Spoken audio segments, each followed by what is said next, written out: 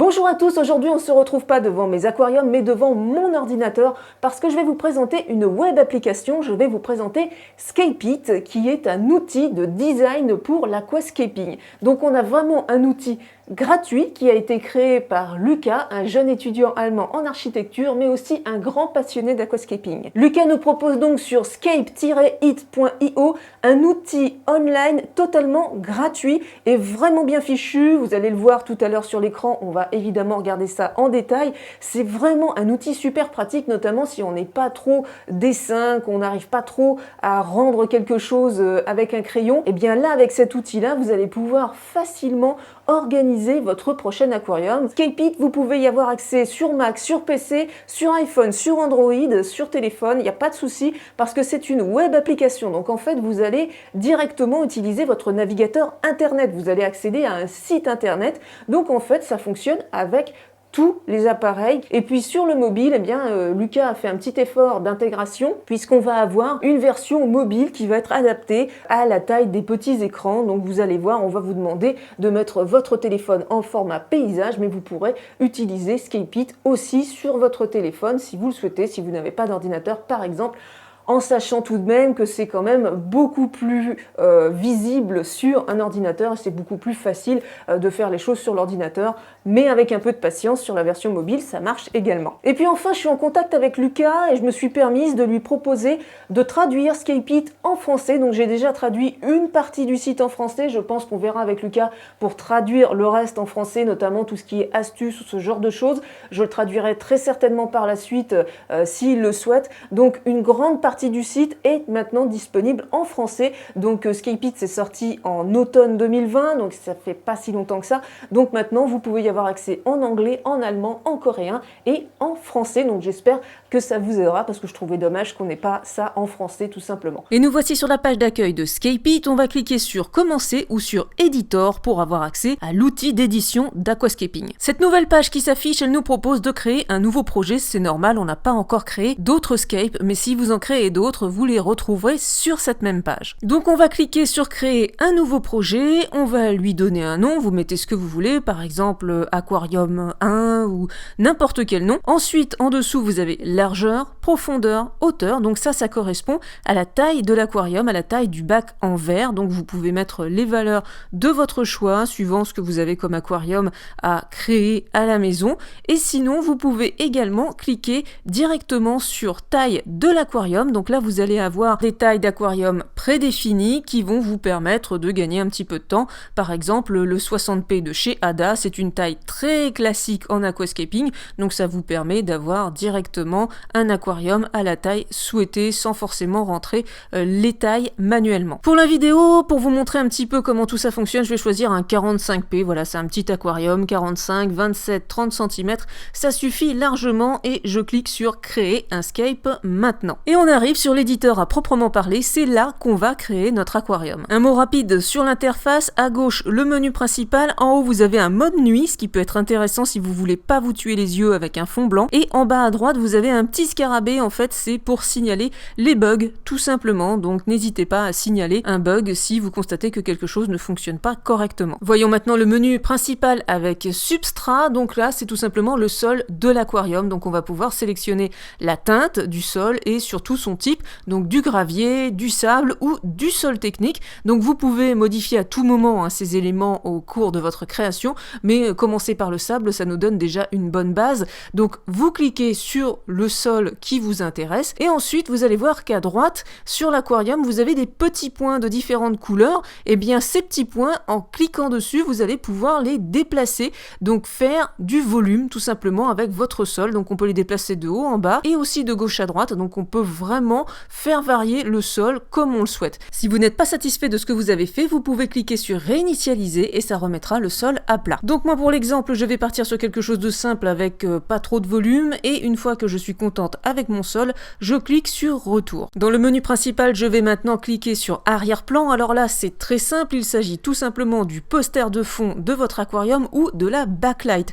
Donc on va pouvoir sélectionner noir, blanc ou des dégradés de bleu, ce qui se fait le plus communément spontanément en aquascaping. Là, je vais choisir un dégradé de bleu très léger. Je peux maintenant passer au hardscape, les roches et les racines. Comme vous le voyez, on a une certaine sélection de roches et de racines, parmi lesquelles Dragonstone, Cereus Stone, Redmoor Wood, donc des éléments classiques qu'on utilise souvent en aquascaping. On retrouve des roches et des racines de différentes formes, de différentes tailles, ce qui va nous permettre d'être assez créatifs dans notre aquarium. Pour ajouter des éléments, c'est très simple, il suffit de faire un simple glisser-déposer. Par exemple, là, je vais prendre la Redmoor Wood numéro 2 et je vais la mettre dans l'aquarium. À partir de là, je peux modifier facilement mon objet. Je peux l'agrandir, je peux le rapetissir, je peux également le tourner dans tous les sens et il est possible également de leur faire un effet miroir, vertical ou horizontal. Grâce à ces outils, on va vraiment pouvoir faire quelque chose d'unique dans notre aquarium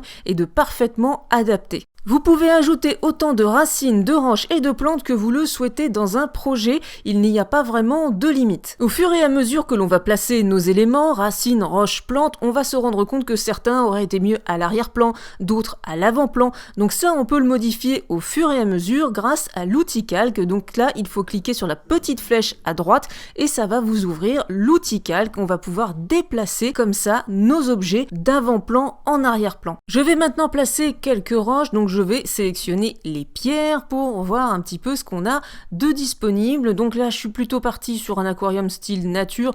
Donc je vais sélectionner des roches Riverstone, voilà, de petits cailloux de formes diverses et variées et de couleurs également diverses et variées. Donc je vais en placer quelques-uns.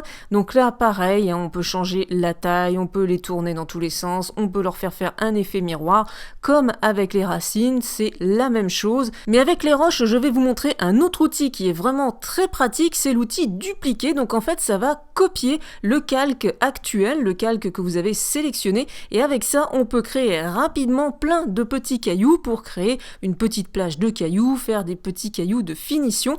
On peut également l'utiliser avec les plantes, cet outil dupliquer. C'est notamment très pratique quand on fait de la gazonnante, ça nous permet de faire un tapis rapidement. Bon voilà, j'insiste pas trop sur le hardscape, on va maintenant regarder un petit peu les plantes. Alors il y a déjà pas mal d'espèces de plantes de disponibles sur Scape-It, d'autres sont à venir évidemment, mais on a quand même déjà une belle sélection. Et justement en parlant de sélection, tout en haut de la liste de plantes, vous allez retrouver des filtres qui vont vous permettre de sélectionner les types de plantes suivant leur couleur, suivant leur taille et suivant leur difficulté, donc c'est vraiment très pratique. Et justement, je vais me mettre à la place d'un débutant et je vais sélectionner uniquement les plantes dites faciles. Pour les plantes, c'est exactement comme avec les roches et les racines, un glisser-déposer dans l'aquarium, on les met où on veut, on peut modifier évidemment leur taille, on peut modifier leur orientation, on peut faire un effet miroir dessus, on peut les dupliquer et évidemment on peut placer le calque en avant et en arrière-plan comme avec les roches et les racines, c'est exactement pareil. N'hésitez pas à faire des essais avec plein de types de plantes, de toute façon vous pourrez facilement supprimer un calque si ça ne vous convient pas. Ici j'ai essayé avec une Bucephalandra, je trouvais que le vert ça allait pas trop, et bien je clique sur la croix et ça disparaît, donc je peux réessayer avec autre chose. Au fur et à mesure que le projet va avancer, vous allez avoir de plus en plus d'objets, de plus en plus de calques à gérer. Donc je vous recommande vraiment de développer l'outil calque sur la droite pour voir où vous en êtes et pouvoir les placer facilement. De même, au bout d'un moment, on a tendance à déplacer, à sélectionner des objets qu'on ne veut pas bouger. Par exemple, les roches et les racines, alors qu'on les avait placés correctement. Donc dans ce cas, il faut appuyer sur le petit cadenas sur le calque de la racine ou de la roche, comme ça on ne les touchera plus. Donc c'est vraiment des outils indispensables quand on fait un projet assez volumineux. Bon, ça peut prendre un certain temps avant de finaliser un projet sur Scape-It et c'est normal puisque c'est de la création. Mais ne vous en faites pas, votre projet est sauvegardé automatiquement par Scape-It dans les cookies de votre navigateur. Alors par contre, évidemment, il ne faudra pas supprimer vos cookies, sinon vous supprimerez tous vos projets. Idem, vous ne pourrez pas récupérer vos projets de votre PC vers votre téléphone portable. Ça sera vraiment uniquement sur la machine qui a servi à créer l'aquascaping. Et voilà le résultat final après un petit quart d'heure supplémentaire passé sur Scape-It. J'ai rajouté quelques plantes, quelques petits cailloux par-ci par-là et quelques petits morceaux de racines également. On va dire que j'en suis satisfaite et je vais maintenant cliquer sur Get Your Scape. Alors ça fait partie des choses que je n'avais pas dans le fichier de traduction, donc Get Your Scape, ça veut tout simplement dire obtenez votre scape. Sur cette page, on va nous donner des indications pour pouvoir réaliser en vrai notre aquarium. Donc on va récapituler la taille de l'aquarium, l'aquarium, la lumière dont on va avoir besoin, la filtration recommandée.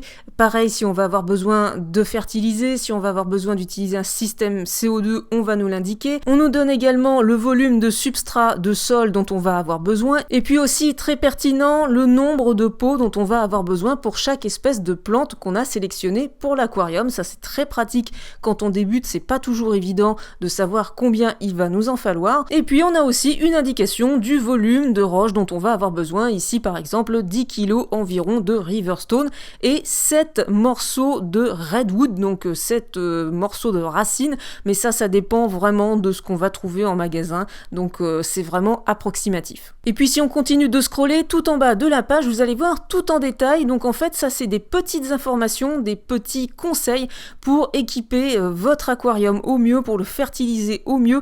Donc on a des conseils sur l'éclairage, sur la filtration, sur la fertilisation, sur les plantes, sur le hardscape, donc tout un tas de petites choses intéressantes, notamment pour les plus débutants d'entre nous. Je reviens rapidement en haut de cette page, vous l'avez peut-être vu tout à l'heure, obtenez votre scape ici, c'est tout simplement des liens vers des magasins d'aquascaping, des magasins online où on pourrait acheter l'aquarium, le hardscape, les plantes, tout pour équiper notre aquarium. Donc là pour le moment on n'a pas encore de magasin français dans cette catégorie. Et pour finir, vos créations sont sauvegardées, je vous l'ai dit, il vous suffit de cliquer sur Editor pour voir tout simplement vos scapes réalisés. Vous pouvez refaire un nouveau projet, évidemment. Chaque projet, vous pouvez le renommer, le supprimer et l'éditer à nouveau pour le modifier. Donc c'est vraiment un système très pratique. Il n'y a pas d'inscription sur ScapeIt, il n'y a rien de payant, tout est gratuit.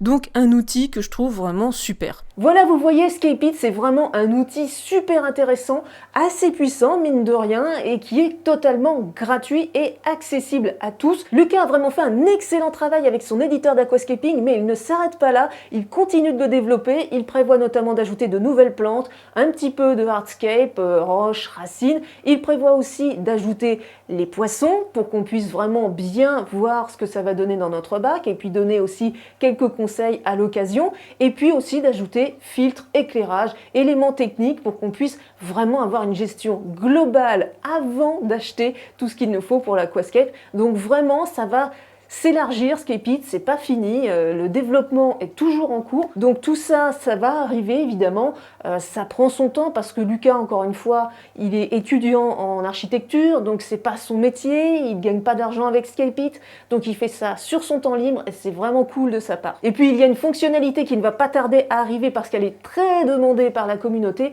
c'est la possibilité d'enregistrer directement la photo, l'image de notre scape pour pouvoir la partager sur nos réseaux sociaux. Ça arrive très bientôt parce qu'actuellement on ne peut que faire une copie d'écran pour pouvoir récupérer l'image, la photo du scape qu'on a créé, mais ça arrive très bientôt parce que c'est très demandé par la commu. Voilà, maintenant c'est à vous de créer avec ScapeIt. Je vous rappelle le lien, c'est scape-it.io. Je vous ai mis le lien cliquable directement dans la description. N'hésitez pas à me dire en commentaire ce que vous pensez de ScapeIt. Et puis comme je ne doute pas une seconde que vous allez réaliser de superbes scapes avec ScapeIt, n'hésitez pas à partager vos réalisations avec moi sur Instagram en me taguant @lepoissonrougeoff. Je me ferai un plaisir de partager en story vos réalisations. Et voilà, c'est tout pour moi. Je vous remercie d'avoir regardé cette vidéo et je remercie encore chaleureusement toutes les personnes qui me soutiennent sur Tipeee et sur YouTube. Merci aux contributeurs qui permettent à la chaîne de continuer à vivre. On se dit à très bientôt pour de nouvelles vidéos. Bye bye!